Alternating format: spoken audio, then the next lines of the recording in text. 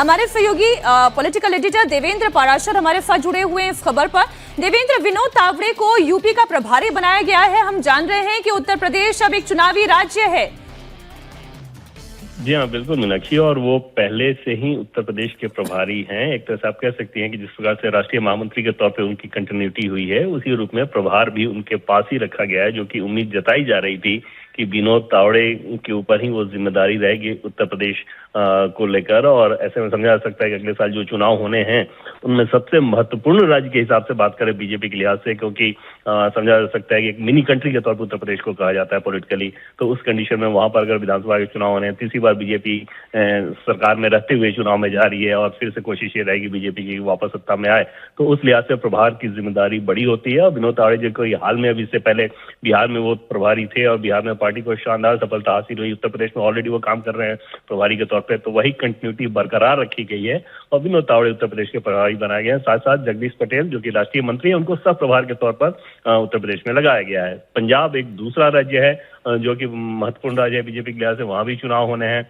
और वहां पर सतीश पुनिया, उनको पंजाब की जिम्मेदारी दी गई है। साथ ही साथ तरुण चुग जो कि भले ही अभी महामंत्री नहीं है लेकिन कार्यालय के प्रभारी हैं, और उनको गुजरात की जिम्मेदारी दी गई है। लेकिन इन तीनों राज्यों के हिसाब से बात करें तो निश्चित तौर पर उत्तर प्रदेश सबसे बड़ा राज्य है और उस लिहाज से विनोद तावड़े के ऊपर बीजेपी ने एक बार फिर से ये भरोसा जताया है कि प्रभार उनके पास ही रखा है और ये उनके ऊपर जिम्मेदारी रहेगी कि पार्टी संगठन में इतनी ऊर्जा फूंक सके कि अगले चुनाव में शानदार सफलता पार्टी को हासिल हो। और पार्टी की योग्यता के हिसाब से में ऑलरेडी उनका नाम शुमार होता है, उत्तर प्रदेश का प्रभार उनके पास था और उसी कंटिन्यूटी को बरकरार रखा गया है। बिल्कुल देवेंद्र, देखिए नई टीम का ऐलान हुआ और नई टीम के ऐलान के साथ ही नई नई जिम्मेदारियों का भी ऐलान हो गया है। सूबे सौंप दिए गए हैं, किसको कहां पर क्या भूमिका निभानी है ये भी भारतीय जनता पार्टी ने तय कर लिया है। यानी अब जल्द ही चुनावी जो प्रक्रियाएं हैं, जो चुनावी तैयारियां हैं बीजेपी की अपनी, वो धार देते हुए नजर आएंगी हमको। हाँ बिल्कुल प्राची, और आगे आने वाले दिनों में आप देखेंगे कि अब फुल फ्लेजेड पार्टी का जो चुनावी अभियान होता है वो शुरू होता नजर आएगा और सरकार के स्तर से जो ऐलान होने हैं वो किया जाएगा। संगठन कार्यक्रम, हालांकि पहले से कार्यक्रम चल रहे हैं लेकिन अब वो जोश ज्यादा नजर आएगा। जो नई टीम है, इस नई टीम के ऊपर ये बड़ी जिम्मेदारी रहेगी कि वो ऊर्जा पार्टी संगठन में फूंक सके और उस तरह के उस लिहाज से बहुत सारे कार्यक्रम किए जाएंगे। अभी हाल में आपने देखा कि बूथ अध्यक्ष की एक बैठक बीजेपी ने हर विधानसभा में की है और समझा जा सकता है कि बीजेपी का जब ये मंत्र रहता है कि बूथ जीतो चुनाव जीतो, तो उस कंडीशन में ये कितना इंपॉर्टेंट है कि वहां पर पार्टी बेहतर तरीके से काम कर सके और बूथ की मजबूती रहेगी, फिर पार्टी को चुनावी सफलता हासिल होगी। और इस तरह के बहुत सारे कार्यक्रम आगे ऑलरेडी लाइन अप हैं।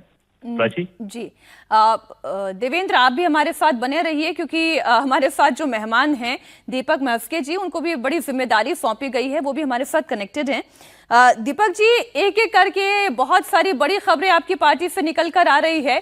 प्रभार भी आपके पास बड़ा महत्वपूर्ण है, IT सेल का ये प्रभार है और नैरेटिव वॉर, जैसे मेरी सहयोगी कह रही थी कि ये सब कुछ अब सोशल मीडिया के जरिए लड़ा जा रहा है। एक नैरेटिव वॉर जिसमें जेनजी को भी आपको कनेक्ट करना है, युवाओं को आपको कनेक्ट करना है, आपकी पार्टी का पर्सपेक्टिव आपको सही रखना है। उसके लिए आपके दिमाग में क्या इस वक्त एक खाका है? आप क्या सोच कर चल रहे हैं? आपकी अप्रोच क्या होगी? देखिए, विगत दिनों में जो चीजें देखने में आई हैं, कुछ विपक्षी दल कुछ गलत नैरेटिव्स चला रहे हैं और एक भ्रम की स्थितियां पैदा कर रहे हैं। तो पहला लक्ष्य तो रहेगा कि उस भ्रम को दूर करना। पहले से इस पे हमारी पार्टी काम कर रही है, उसको और तेज करना, कंटेंट नैरेटिव ऐसे बनाना कि ये जो भ्रम की स्थितियां बनती है वो दूर हो सके। जो एक बड़े विकास की गति से देश चल रहा है और जो बातें पूरी तौर पर नीचे तक नहीं पहुंच पा रही है, उसको बिल्कुल नीचे बूथ तक पहुंचाने की हमारी प्राथमिकता रहेगी।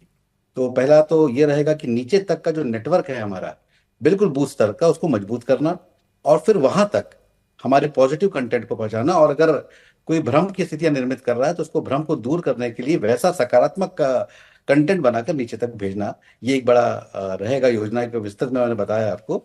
इस पे अलग अलग राज्यों की अलग अलग तासीर होती है, उसके हिसाब से कार्यक्रम बनाए जाएंगे और हम लोग मिलकर काम करेंगे।